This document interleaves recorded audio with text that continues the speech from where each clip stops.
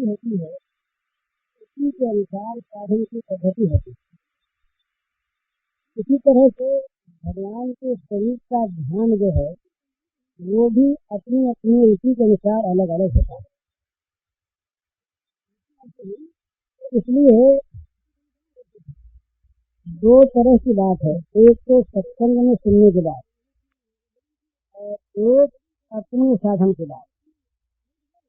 अब सत्संग में तो सभी विषय आते हैं, कभी निर्गुण ब्रह्म की बात है, कभी सगुण ब्रह्म की बात है, कभी राम की बात, कभी कृष्ण की बात, कभी विष्णु भगवान की बात, कभी सदाचार की बात, कभी खान पान की बात, बहुत बहुत बातें आती हैं।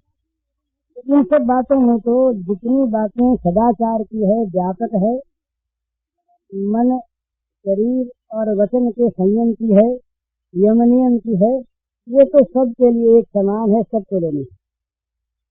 कर्म योग का साधक हो, ज्ञान योग का हो, भक्ति योग का हो, अथवा निर्गुणवादी हो, सगुणवादी हो, ये यम नियम, सदाचार, मन इंद्रियों का नियंत्रण, ये सभी में आवश्यक है और सबके लिए काम की बात। लेकिन जो इष्ट की बात है, जो अपने साधन के स्वरूप की बात है, वो अलग अलग होती है और उसके लिए अलग से ही उसको जानना, समझना और करना होता है। साधक को ये दो बात का विशेष ध्यान रखना है।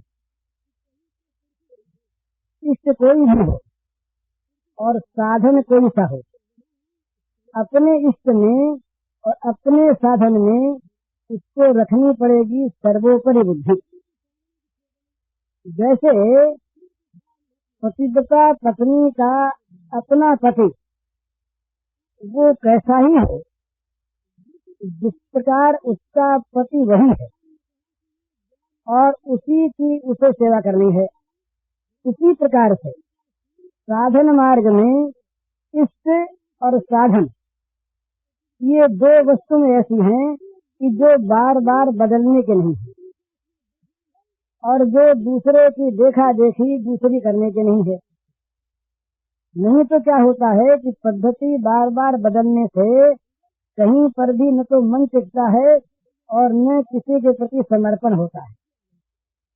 तो साधना की सिद्धि के लिए ये आवश्यक बात है कि अपने मन के अनुसार, अपनी रुचि के अनुसार इष्ट देव को चुन ले और चुनकर उसी का ध्यान करे, उसी के मंत्र का जप करे और उसी की साधन विधि के द्वारा उपासना करे।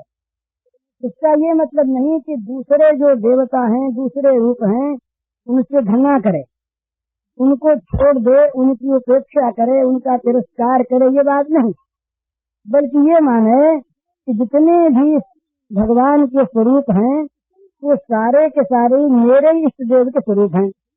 मेरे इष्ट देव श्री कृष्ण का उपासक ये माने कि मेरे ही जो श्री कृष्ण हैं वो कहीं राम रूप से, कहीं विष्णु रूप से, कहीं शिव रूप से, कहीं देवी रूप से पूजा पाते हैं वो मेरे ही राम।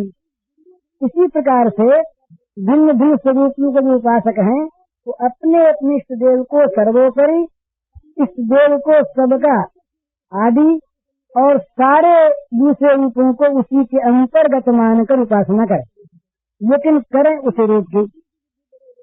तो ये साधना में एक विशेष आवश्यक बात है जानने की। इसलिए ये जो साधन की पद्धति है ध्यान वगैरह की, ये पद्धतियां सबके लिए एक से नहीं होती। इनके लिए अलग अलग अपनी अपनी रुचि, अपना अपना अधिकार, अपनी अपनी स्थिति के अनुसार इनका चुनाव होता है। जिसकी उग्र वृत्ति है वो श्री कृष्ण के मुरली मनोहर का ध्यान नहीं कर सकता, वो देवियों में सरस्वती का ध्यान नहीं कर सकता।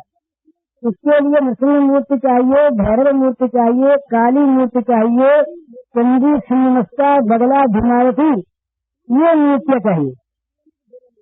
और जो सौम्य मूर्ति है, सौम्य स्वभाव का है, उसके लिए श्री कृष्ण की मुरली मनोहर मूर्ति चाहिए। जिसके अंदर वात्सल्य की भावना अधिक रहती है उसको भगवान का बाल रूप चाहिए। जिसको ज्ञान की अधिक भावना रहती है उसको भगवान की प्रशांत ध्यानस्थ मूर्ति चाहिए। इस तरह से अपनी अपनी जैसी जैसी स्थिति होती है उसी के अनुसार ध्यान मूर्ति होती है, इष्ट होता है, तो वो इष्ट जल्दी सिद्ध होता है। विपरीत स्वभाव वाले के लिए विपरीत जो उपासना होती है तो वो बहुत देर में सिद्ध होती है और उससे कहीं कहीं हानि भी हो जाती है। यद्यपि निष्काम उपासना में हानि की संभावना बहुत कम है, लेकिन अपने स्वभाव के अनुकूल इष्ट होना आवश्यक है। इसीलिए भिन्न भिन्न रूप हैं। तो ये भिन्न भिन्न रूप जो हैं ये तो साधना के हैं, लेकिन जो आम चीज है वो तो यही है कि जो सबके काम की चीज है, मन, इंद्रिय, मन, शरीर और वाणी, इन तीन का पवित्र होना आवश्यक है। इन तीन की पवित्रता ये साधन में बड़ी सहायक होती है। मन का पवित्र होना, वाणी का पवित्र होना और शरीर का पवित्र होना। ये पवित्र काहे से होते हैं? तप से होते हैं। तपस्वी तप से पवित्र जो होता है वो असली पवित्रता होती है। तो वाणी का तप, इसीलिए भगवान ने वाणी का तप, मन का तप और शरीर का तप, तो तीन प्रकार के तप का वर्णन श्रीमद् भगवद गीता में किया। लेकिन जो किसी प्रकार से भी कुछ नहीं कर सकता है उसके लिए बस सीधी बात एक ये है कि वो केवल विश्वास पूर्वक अपने को असमर्थ मानकर भगवान के चरणों में अपने को डाल दे। ये सब कर सकते हैं और ये इससे जो काम होता है वो काम बड़े बड़े साधन से नहीं होता। तो दो तरह की साधना है। एक साधना है अपने पुरुषार्थ की, तो एक साधना है निर्भरता की। पुरुषार्थ की साधना में ज्ञान मार्ग भी है, भक्ति मार्ग भी है, कर्म मार्ग भी है। और जो निर्भर होने की साधना है वो केवल भक्ति नहीं होती, भगवान पर निर्भर है। अपने आप को भगवान के चरणों पर डालकर मनुष्य निश्चिंत हो जाता है, वहाँ उसमें अहंकार का नाश हो जाता है। तो भगवान के प्रति अपने आप को सौंप दे, भगवान के चरणों में अपने को असमर्थ जानकर डाल दे। ये जितनी हम ऊंची ऊंची बातें सुनते हैं, करते हैं, इन सब में भगवत कृपा आवश्यक है। भगवान की कृपा के बिना न विश्वास मिलता है, न भक्ति मिलती है, न प्रेम मिलता है, न निष्काम कर्मयोग सिद्ध होता है, न ज्ञान मिलता है। तब में भगवत कृपा की आवश्यकता है। तो भगवत कृपा का जितना जितना अधिक अधिक विश्वास और अवलंबन होता है उतना उतना अधिक अधिक मनुष्य साधन मार्ग में आगे बढ़ता है। ऐसा यदि कोई मान सके कि मैं भगवत प्रवाह भगवत कृपा के समुद्र में डूब रहा हूँ, मेरे चारों ओर आगे पीछे बाहर भीतर ऊपर नीचे भगवत कृपा निरंतर बरस रही है, मैं जहाँ कहीं जिस तरफ भी देखता हूँ उसी ओर भगवत कृपा का आश्वासन पाता हूँ। तो भगवत कृपा का इस प्रकार जिसको सहारा मिल जाता है, जिसको अवलंबन मिल जाता है, उसको सब तरफ से सबकी कृपा प्राप्त होती है। ये नियम की बात है। ये जितनी भी शक्तियां हैं ना भगवान की, सारी शक्तियों में जो भक्तता होती है उसके लिए जहर अमृत हो जाता है और बैरी उसके साथ मित्रता का पता लगता है। और समुद्र जो है ये गो के खुद के समान हो जाता है, गो के समान। अग्नि जो है ये उसके लिए शीतल ठंडी हो जाती है। और सारे जितनी भी संसार की शक्तियां हैं वे सब शक्तियां उसकी सहायता में लग जाती है। जा पर कृपा राम कर हुई, ता पर कृपा करे सब कोई। तो भगवान की कृपा शक्ति का जो आश्रय है वो इतना बड़ा आश्रय है, उस आश्रय के सामने दूसरा कोई आश्रय नहीं है। भगवान की कृपा का जिसको अवलंबन प्राप्त है उसको किसी और वस्तु की आवश्यकता नहीं। वो कृपा उसके सारे विघ्नों का नाश कर देगी। वो कृपा उसके लिए सारे साधनों को मिटा देगी। वो कृपा उसको भगवान की ओर ले जाएगी और वो कृपा भगवान को लाके मिला देगी। ये ऐसी चीज है कि साधकों से जो इस विषय में कुछ जानते हैं, जिन्होंने अनुभव किया है, उनसे मालूम हुआ है जिनमें कोई योग्यता नहीं, जिनमें किसी प्रकार की कोई साधन सामग्री नहीं, जिनके पास कोई भी बल नहीं, ऐसे लोग भगवत कृपा के बल से भगवत कृपा का आश्रय लेकर और बहुत आगे बढ़ गए। स्वाभाविक वो कृपा उन्हें आगे से आगे ले जाती है। तो भगवत कृपा का सहारा ये सबसे बड़ा सहारा है, सबसे बड़ा अवलंबन है। भगवान ने कहा कि तुम मेरे ऊपर छोड़ दो अपने को, फिर सर्व दुर्गान मत प्रसादात तदिष्यसि। दुर्ग कहते हैं किले को, कठिनाई को। तो कहते हैं कि साधना के मार्ग में जितने भी कठिन कठिन किले हैं, सब किलों से मेरी कृपा तुम्हें पार ले जाएगी। ये भगवान की घोषणा है। मत प्रसादात सर्व दुर्गान तदिष्यसि। तो ये एक ऐसी चीज है कि जिन लोगों को साधना में आगे बढ़ने में रुकावट हो रही है, जिन लोगों की ये भावना है कि क्या करें, क्या करने से प्रेम हो, क्या करने से भक्ति मिले, क्या करने से भगवान में मन लगे, क्या करने से भगवान के मन में भक्ति प्राप्त हो, क्या करने से मन संसार से विरक्त हो, उन सब के लिए ये एक दवा है।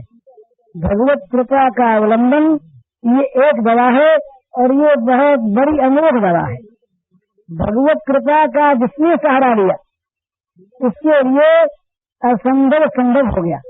जिस चीज को कभी नहीं मानता था ये चीज होगी, वो चीज उसके जीवन में हो गई। ये मैंने ऐसी लौकिक बातें और कुछ पारमार्थिक भी ऐसी देखी हैं जिनसे पता लगता है कि भगवत कृपा असंभव को संभव कर देती है। जिस चीज को हम मानते हैं कि अनहोनी है, भगवान की कृपा का सहारा आते ही वो अनहोनी चीज होने बन जाती है। जिसकी संभावना नहीं वो वस्तु प्रत्यक्ष हो जाती है। ये भगवत कृपा का सहारा लेने पर ये बात देखी गई है। तो इसमें एक का नहीं, जिसने भगवत कृपा का अवलंबन किया उसका अनेकों प्रकार का अनुभव है, लौकिक पारलौकिक पारमार्थिक। एक आदमी था,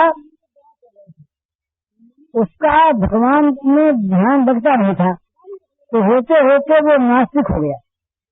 वो कहने लगा कि भगवान है नहीं। ये सच्ची घटना सुना रहा हूँ मैं आपको। नौजवान था, वो बीमार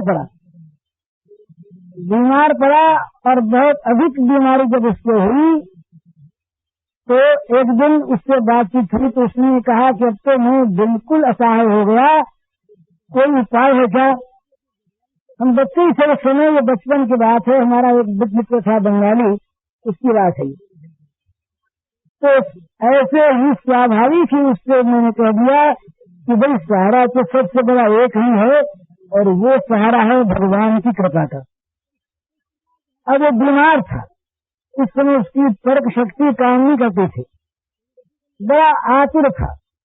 उसने कहा कि भगवत कृपा ऐसी चीज है, मैंने कहा भाई करके देखो ऐसे ही है।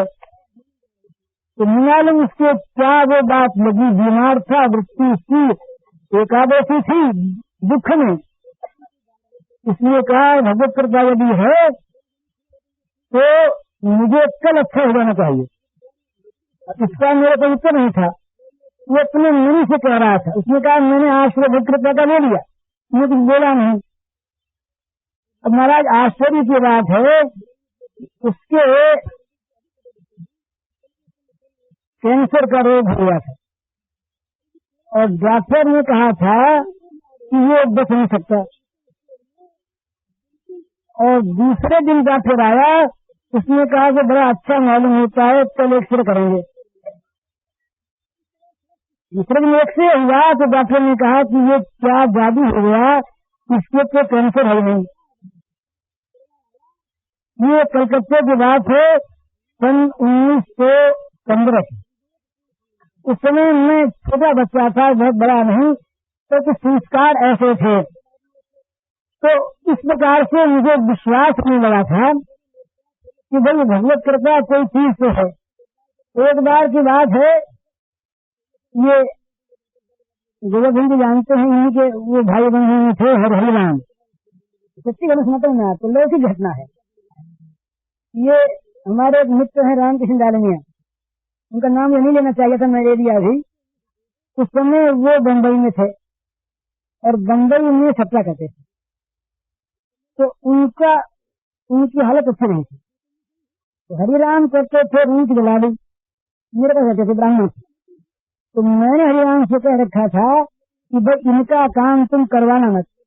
मेरे मित्र से मेरे पास रहते थे, तो मैं समझता था कि ये दे नहीं सकेंगे। उन्होंने बिना मुझको बताए और दलाली के लालच में उनका काम करवा दिया। उसमें घाटा लग गया। जब घाटा लग गया तो शनिवार का दिन, सोमवार को पेमेंट है, शनिवार को शाम को हरिराम मेरे पास आया और कहा कि ऐसा है। अब घाटा वो 200 से 500 का नहीं था, बहुत बड़ी रकम थी। तो अब क्या हो, वो रोने लगा। उसने कहा कि तो मैं पहले तो उसको मैंने डांटा, तो तुमको मैंने कह दिया था कि तुम ये मत करना, तुम क्यों करवा दिया। अब उसने कहा जो हो गई सो हो गई। उसने कहा कि मैं क्या करूं। तो ऐसे स्वाभाविक ही मैं अपनी गद्दी में बैठा था, मेरे मुंह से निकल गया कि भगवत कृपा पर विश्वास हो तो क्या करो, यही। तो अंदर वो कोठरी थी, तो उठा, उठ के कोठरी में जाके बैठ गया, अंदर से बंद कर लिया। मैं तो भूल गया इस बात। इसके थोड़ी देर बाद एक आदमी का मेरे पास, उनका नाम अकेले में तुम्हें बता दूंगा, बताना ठीक नहीं, अभी है वो अच्छे फर्म थे। उनका फोन आया, बम्बई की बात है, कि अगर आप घूमने जाएं तो मोटर लेके आ जाऊंगी। तो मैंने कहा जाओ। तो वो मोटर लेके आ गए और मैं उनके साथ चला गया। उस समय ये मेरिन ड्राइव नहीं था, ब्लड पियर उस तरफ था, कुलाबा के तरफ। हम लोग घूम घाम करके इस तरफ आ गए। जब रात को 8 बजे करीब जब वो मुझे पहुंचाने आए, जब मैं गाड़ी से उतरने लगा तो वो क्या कहते हैं कि हरिराम कहाँ है। मैंने बात भी चलाई, मुझे याद भी नहीं था। मैंने कहा हरिराम तो रो रहा है। तो उन्होंने कहा क्या हुआ। मैंने सुना जब ये हुआ। तो उस आदमी से जरा भी आशा नहीं, वो आदमी उदार नहीं। उसने कहा कि सवेरे आदमी भिजवा दीजिए मेरे पास और चेक मंगवा लीजिए। मैंने कहा भाई आप चेक देते हैं, इस आशा पर रुपये वापस आने की बात तो है नहीं। तो उन्होंने कहा वापस आवे ना आवे, आप चेक मंगवा लीजिए। तो ये बात हो गई। तो रात को मैंने एक दो मित्रों से राय की, तो उन्होंने कहा भाई आपने तो मांगा नहीं और आपका अपना काम नहीं। ये तो द्रौपदी का भी तीर बड़ा था, ये मुझसे कहा बड़ी चीज है, या सीताराम जी को बात उन्होंने कहा होगा, वो ठीक याद नहीं। तो मैंने कहा अच्छी बात है। तो सवेरे भूमि के सज्जन थे, तो रामकृष्ण ने क्या किया, अपने देश की हवेली का पट्टा और हैंडनोट लिख के भेज दिया। और वो हैंडनोट और पट्टा दे करके मैंने उस आदमी को भेज दिया उनके पास। उन्होंने क्या किया कि हैंडनोट पट्टा वापस कर दिया और बैंक चेक पर सही करके दे दी। रुपया नहीं भरा, जितना रुपया आवश्यक हो उतना रुपया भर के बैंक से मंगवा लिया। पट्टा वापस कर दिया, हैंडनोट वापस कर दिया और ब्लैंक चेक दे दिया। जब वो लेके आया मुझे बड़ा आश्चर्य। मैंने कहा भाई ये सब क्या किया आपने। तो उन्होंने कहा कि मैंने पट्टे पर और हैंडनोट सही कर दिया है, रुपया आ गया। बहुत बड़ी रकम थी, पेमेंट हो गया। उसके 1.5 महीने बाद रामकृष्ण को रुपया आ गया और रुपया लौटा दिया गया बैग में। लेकिन वो उस दिन रुपया कैसे आया, मैंने उनको बुलाया नहीं। उनसे रुपया मिलने की हरिराम को कोई कल्पना नहीं हो सकती और 2-4 हजार की रकम थी नहीं। बहुत बड़ी रकम थी, और वो देने वाले आदमी देना जानते नहीं हैं, तो ये काम कैसे हो गया? तो जिस प्रकार से ये लौकिक काम हो गया, इसी प्रकार से पारमार्थिक काम ये भी मैंने देखा है। ये भी मैंने देखा है कि ध्यान नहीं लगता और भगवान की कृपा का आश्रय किया तो ध्यान ऐसा लग जाता है कि जिसकी कल्पना नहीं। तो भगवान की कृपा का आश्रय करने पर ऐसा कोई भी काम नहीं है जो हो नहीं सकता, आश्चर्य होता है। ये ब्रज में इन ग्वालों के बच्चों के था इतना विश्वास हो गया कि बस कन्हैया है ना साथ। और जब अजगर के मुंह में जाने लगे तो देखा अजगर नहीं, वो खो है पहाड़ पे।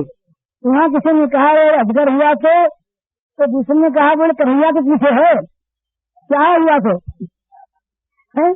जरा अभी मन में शंका नहीं, जहाँ शंका होती है वहाँ विश्वास की कमी होती है। इसलिए ये मेरे अपने जीवन के अनुभव की बात भी है और मेरे बहुत से जान पहचान वालों के लिए भगवान की कृपा का अवलंबन जो है ये इतना बड़ा आश्चर्य पैदा करता है कि जिस आश्चर्य को देख करके विश्वास नहीं होता।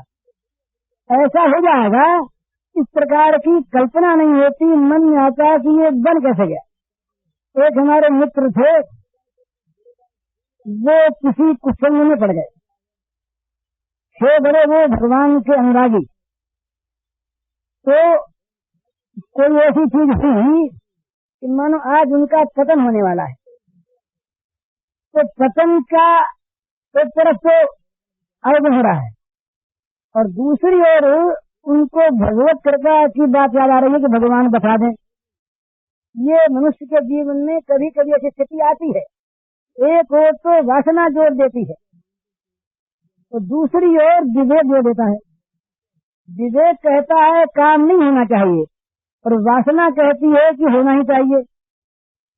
बहुत लोगों के जीवन में ऐसी बातें आती हैं। तो विवेक के साथ भगवत कृपा का इनको नहीं होता था, वो भगवान बचा दे। बीच बीच में मन ऐसा कहता था, लेकिन साथ साथ इतना जोर था, प्रबल वेग था वासना का कि उसे वो किसी प्रकार से रोक नहीं सकते थे।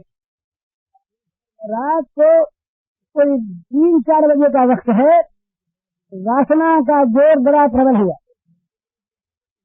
और अब उनका पतन होगा ही। इतने में क्या हुआ कि उनके पड़ोस में जो कमरा था उस कमरे में लड़के का पेट दुखने लगा और पेट दुखने लगा तो इनके यहाँ दवाई थी।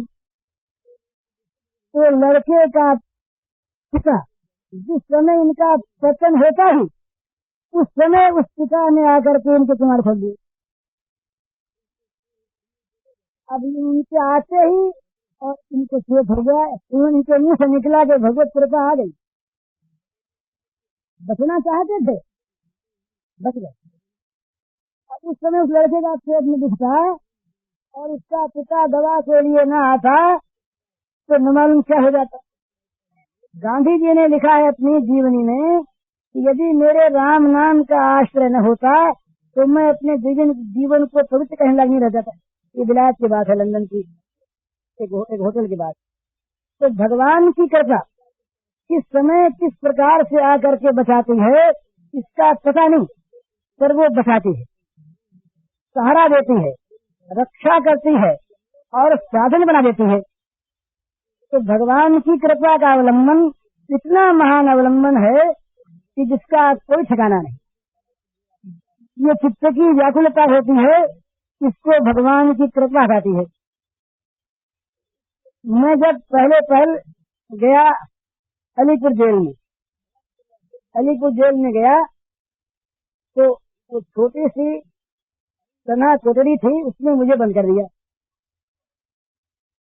अब शाम का वक्त था, 5 बजे का मैं जब गया तो अब मन में एक बार तो बड़ी व्याकुलता हुई। व्याकुलता होते ही ये भगवान की कृपा याद आई और कृपा याद आती भगवान का नाम याद आया।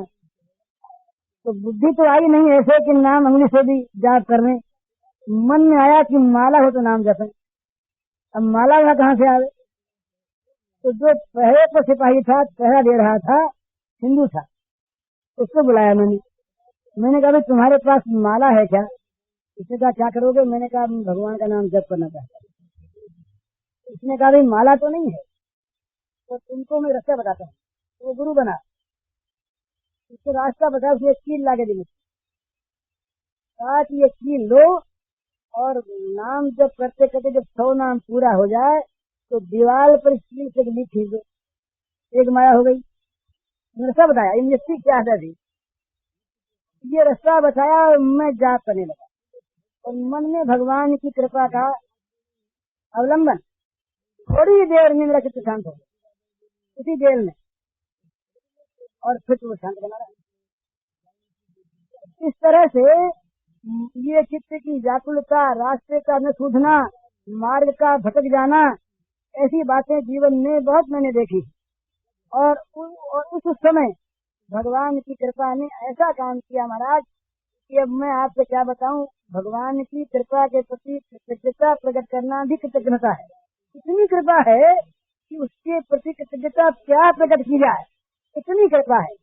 पद पद पर वो कृपा करते नहीं सकते और हम लोग कृपा की अवहेलना करते नहीं सकते। हम लोग न मानने वालों पर कृपा होती है और नित्य होती है, अपार होती है, अजस्र होती है, कोई उसका ठिकाना नहीं है। इतनी महान कृपा भगवान की होती है कि न मालूम वो कहाँ कहाँ कैसे कैसे आकर क्या क्या पहले से व्यवस्था कर देती है, कुछ ठिकाना नहीं। मेरा जीवन तो पहले तो सामाजिक था, फिर राजनीतिक हुआ।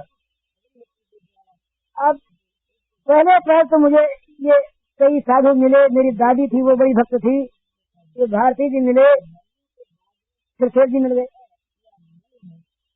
हैं। नहीं तो मैं न मालूम किसी राजनीति के प्रवाह में जाता, कहीं क्या होता क्या पता था। पर सच कहता हूँ कि भगवान की कृपा ही मुझे इस तरह खींच लाई।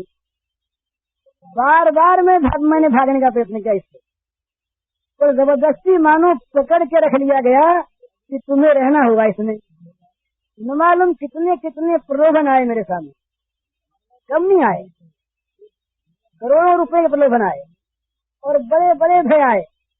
पर जब जब ये आया तब तक मुझे भगवान की कृपा ने बताया, ये मैं आपको सत्य अपना अनुभव करता हूँ गंगा के तट पर। जब जब ऐसी कोई चीज आई तब तक भगवान की कृपा आई। बहुत गिरने के प्रसंग आए, बहुत डूबने के प्रसंग आए, बहुत लालच के प्रसंग आए, बहुत आए और बहुत बड़े बड़े आदमी आए मेरे पास। इस समय मैं नहीं बताना चाहता, बहुत बड़े बड़े आदमी जिन लोगों की कृपा प्राप्त करना लोग चाहते हैं, वे लोग मेरे पास प्रलोभन लेकर के आए और सच्चे रूप में आए। पर मुझे भगवान ने बताया। क्यों बताया? भगवान की कृपा का मेरे मन में कुछ पहले शुरू से ही ये बातें साधन की गुप्त ऐसी हैं कि जो गुप्त होने पर भी बहुत गुप्त नहीं है। इसलिए मैं कह रहा हूँ, साधन की बात नहीं कहनी चाहिए किसी को, पर एक उत्साह वृद्धि के लिए ये मैं कह रहा हूँ कि ये एक बार का नहीं, बार बार का मेरा अनुभव है कि भगवान की कृपा का सहारा, बस मन में कृपा का सहारा, साधन ही था। मेरे पास तो आप समझिए, लोग मुझे बड़ा विद्वान मानते हैं, कई लोग बड़ा, उन्होंने एक ने तो विद्यार में उपाधि दे दी। मैंने कहा तुम भूलते हो, मुझे कुछ आता ही नहीं। सचमुच जो बिल्कुल मूर्ख आदमी, विद्याहीन आदमी, पर वो मुझे कहाँ से आ गया? ये भगवान की कृपा से। साधन संपत्ति अगर कुछ है तो वो सारी की सारी भगवान की कृपा लब्ध है। इसमें जरा भी पुरुषार्थ नहीं। पुरुषार्थ का अभिमान अगर मैं करूं, पुरुषार्थ की बात मैं कहूं तो बिल्कुल गंगा के तट पर थोड़ा नहीं झूठ बोलूं, सही नहीं। वो एक बंगला में बड़ी सुंदर एक कहावत है, तो कहते हैं आमी को कहना चाहिए मुझे होने गाड़ी थे मुझे ऐसे तुम बोले करो तो कोठे जो ना दुनिया में कोई भगवान ने आके रोका, उस मार्ग पर मत जाना, पर मैं गया नहीं। सबने कहते तुम पीछे पीछे दौड़कर फिर मुझे पकड़ लाए। तो पूछे देवनाथ फिर ऐसे बोले काने काने कैसे कोई तो सबू चले गए थे दूहा पोसारी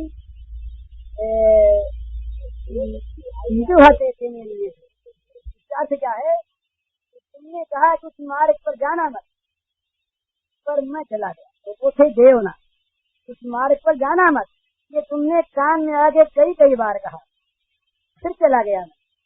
तो तुमने दोनों हाथ पसारे पीछे दौड़े और मुझको पकड़ के ले आए। ठीक यही बात भगवान की कृपा का जब सहारा होता है तो पीछे पीछे रहती है, और वो कृपा कभी डराकर, कभी धमकाकर, कभी पुचकार कर और भगवान के गोद से निकल देती। तो ये एक बहुत बड़ी बात मैं आप लोगों से कह रहा हूँ।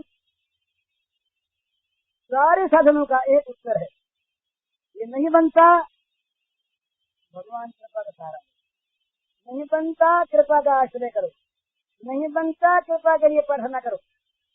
एक ऐसी चीज है इस कृपा के सामने कोई शक्ति नहीं विरोधी जो टिक सकती। भगवान की कृपा ऐसी वस्तु है। तो इस कृपा भगवान की कृपा जिस पर हो गई है उस पर दूसरी सारी कृपाएं अपना सारा बल लगा लगा कर अपने को कृतार्थ मानती हैं। दूसरी जितनी कृपाएं हैं वो सब कृपाएं भगवत कृपा का अनुगमन करना चाहती हैं, किसी प्रकार काम जिसका होगा ही, और उसमें अगर हम सारा लगा दे तो हमारा भी नाम हो जाए।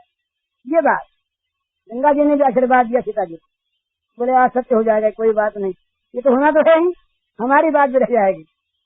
गुआरों ने लकुटिया लगा दी, गोवर्धन पहाड़ के उनका भी नाम हो जाए। इस प्रकार से जहाँ भगवत कृपा होती है वहाँ सब कृपाएं अपने आप आती हैं।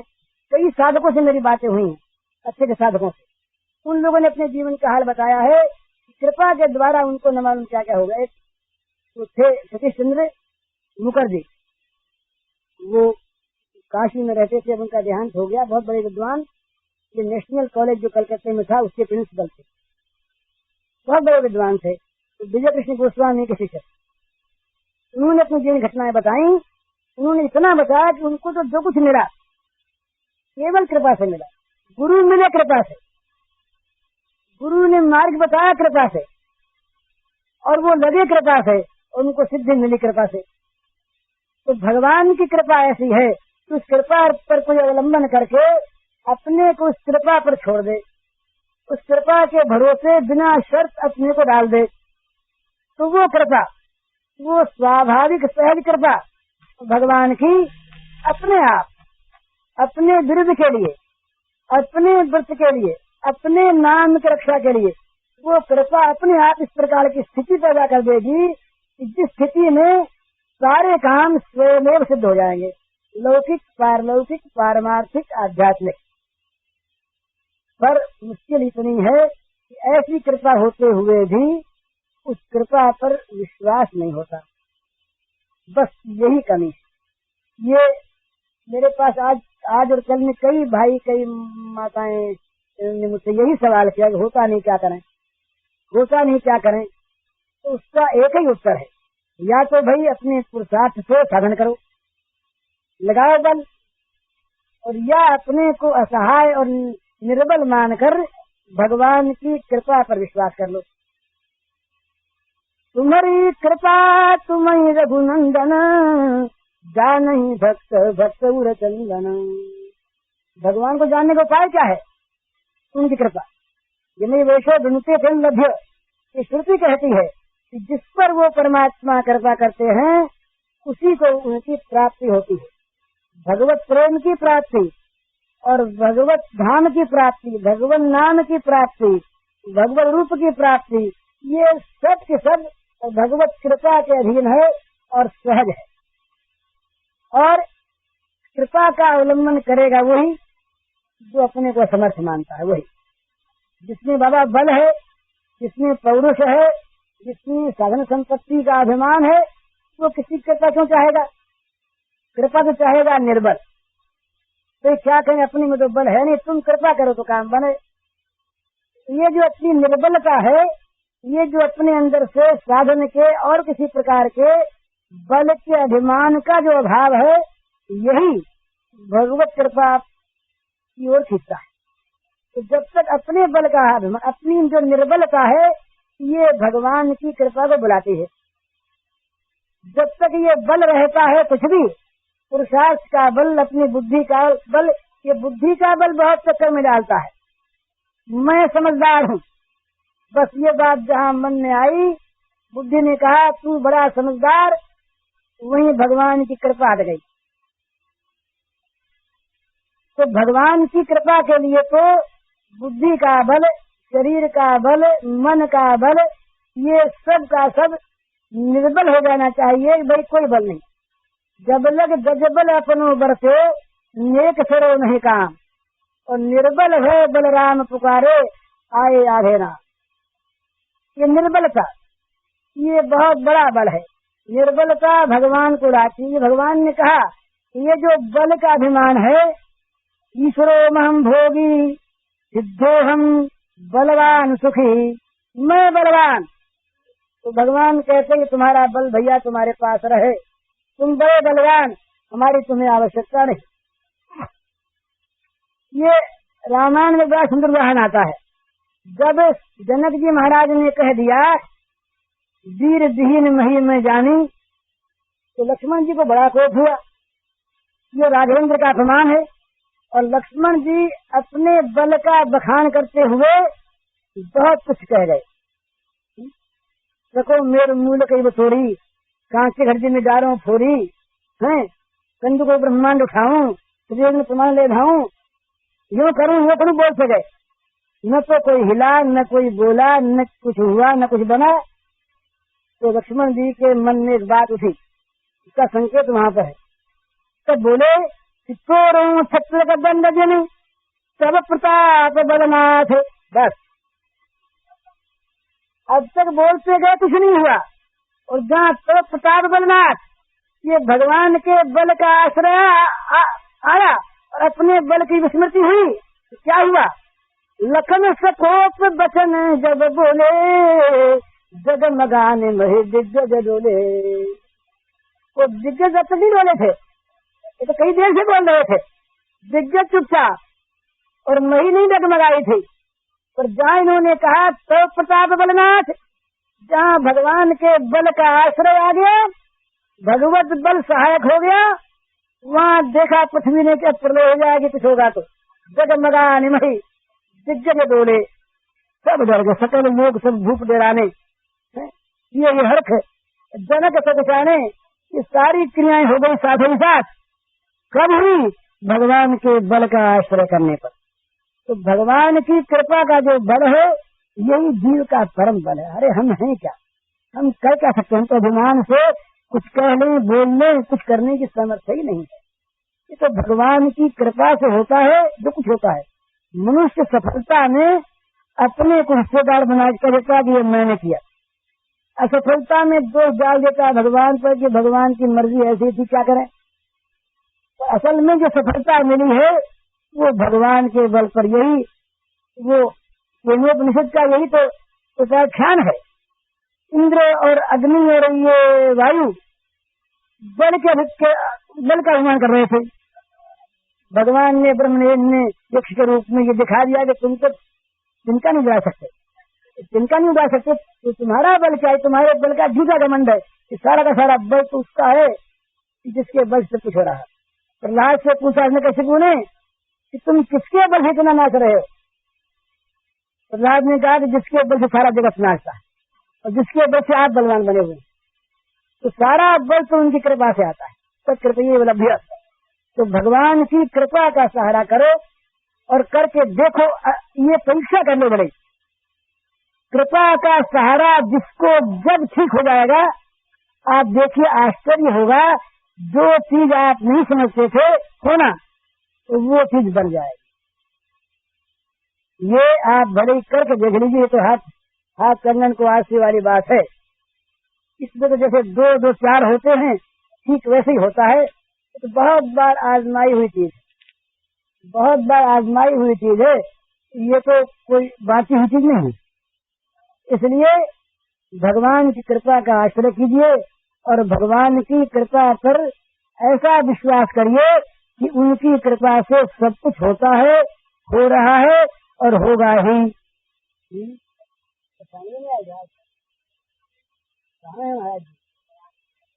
हरे राम राम राम राम। मैं जय सिया राम, जय जय सिया राम,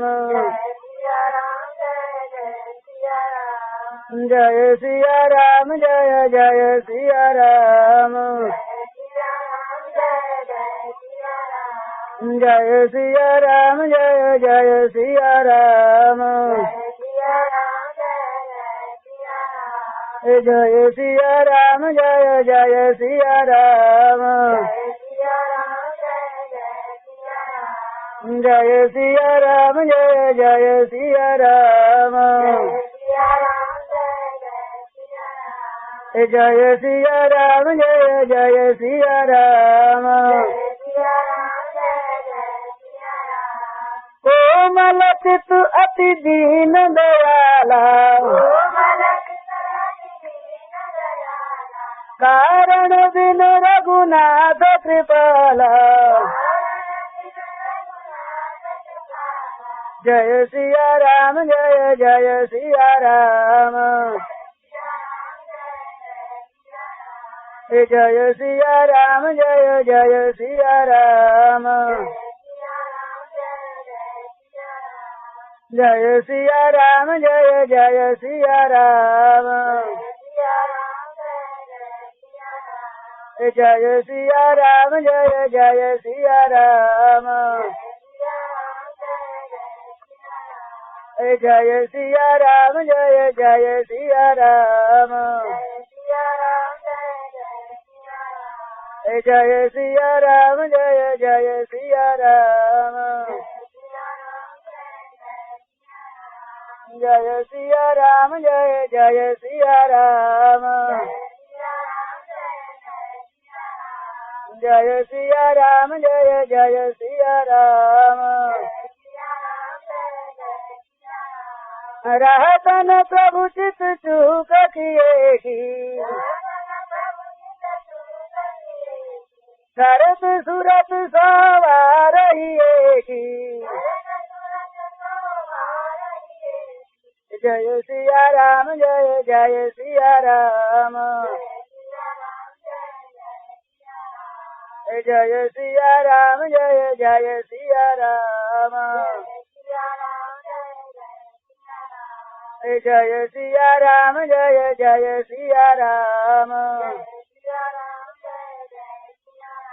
जय जय सिया राम, जय सिया राम, जय जय सिया राम,